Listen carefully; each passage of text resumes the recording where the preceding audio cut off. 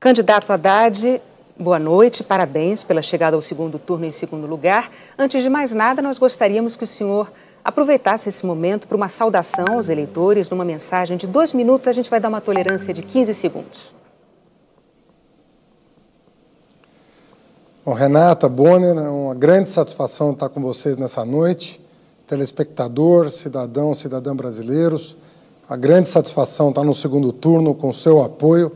É uma honra poder participar de um segundo turno de uma eleição presidencial, situação em que nós vamos poder confrontar apenas 2 projetos. Vai ficar muito mais claro para você a natureza de cada um dos projetos.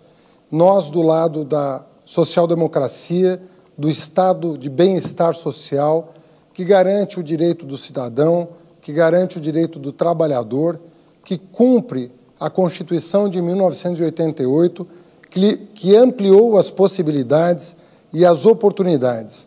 Um projeto que visa gerar empregos e oportunidades educacionais. Conforme eu tenho dito ao longo dessa campanha, eu que tenho apenas 20 dias de campanha e consegui atingir 29% dos votos, mais de 30 milhões de brasileiros e brasileiras confiaram no nosso projeto, eu tenho dito que uma pessoa tem que acordar e ter para onde ir. É como eu aprendi com meu pai. E isso exige do poder público oportunidades de emprego e de educação. É carteira de trabalho assinada numa mão e um livro na outra. Espírito desarmado em virtude do desejo de promover desenvolvimento com inclusão social. Nós não podemos pensar em outra natureza de desenvolvimento. Desenvolvimento para poucos não é desenvolvimento. A economia pode até crescer, mas ela não vai se estabelecer.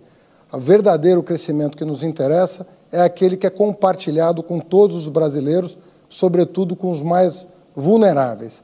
É esse projeto de Brasil que nós queremos defender nesse segundo turno e o faremos com muita responsabilidade e com muito respeito a você, eleitor, eleitora.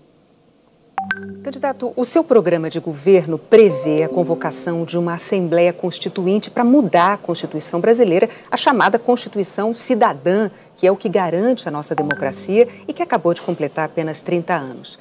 Juristas dizem que a nossa Constituição ela não permite a convocação de uma Constituinte, não há previsão para isso. Só há previsão de reforma por uma emenda constitucional e que precisa da aprovação de 3/5 dos deputados e dos senadores. E essas emendas, elas não podem mudar cláusulas pétreas. Essas não podem ser alteradas de jeito nenhum. Um outro ponto é que, 10 dias atrás, o ex-presidente do PT, José Dirceu, disse ao jornal espanhol El País que não acreditava numa vitória eleitoral de Jair Bolsonaro e declarou o seguinte, abre aspas, dentro do país é uma questão de tempo para a gente tomar o poder. Aí nós vamos tomar o poder, o que é diferente de ganhar uma eleição. Fecha aspas. O que o senhor diria aos seus críticos que se preocupam com a democracia brasileira no caso de o senhor se eleger presidente? Bom, em primeiro lugar, sobre a primeira pergunta, nós revimos o nosso posicionamento. Nós vamos fazer as reformas devidas por emenda constitucional. Quais delas? Em primeiro lugar, a reforma tributária. No Brasil, quem sustenta o Estado é o pobre, infelizmente. Quem paga mais imposto proporcionalmente à sua renda é o pobre. E os muito ricos não pagam absolutamente nada, pagam uma proporção muito pequena da sua renda. Essa reforma tributária será feita por emenda constitucional, que prevê, inclusive, a isenção de imposto de renda para quem ganha até 5 salários mínimos, uma proposta defendida por nós desde janeiro de 2018 e que contempla o nosso plano de governo. Segunda reforma importante é a reforma bancária.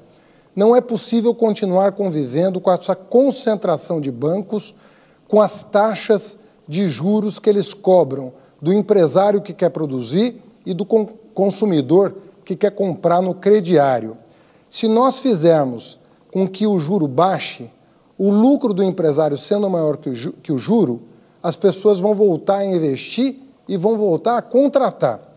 E se nós diminuirmos os impostos da classe média e dos mais pobres, eles voltarão ao mercado de consumo e exigirão dos empresários que contratem força de trabalho para produzir mais. Essas duas medidas são essenciais para a retomada do crescimento e vão ter que ser feitas por emenda constitucional. A terceira emenda constitucional importante é o fim do congelamento de gastos que afetou drasticamente o investimento. Sobre a segunda pergunta, o ex-ministro não participa da minha campanha, não participará do meu governo e eu discordo da formulação dessa frase. Para mim, a democracia está sempre em primeiro lugar. Candidato, o senhor tem mais 30 segundos para se despedir. Eu queria agradecer, Renata Bonner, a oportunidade de reiniciar esse segundo turno na presença de vocês, podendo conversar com o eleitor, com a eleitora, e pedindo a todos que acompanhem essas 3 semanas. O futuro do país está em jogo, o futuro da democracia está em jogo, o futuro dos seus direitos sociais e trabalhistas está em jogo. E nós queremos, respeitosamente, pedir a sua compreensão, o seu apoio, a sua atenção, para que você vote conscientemente. Muito obrigado. Obrigado.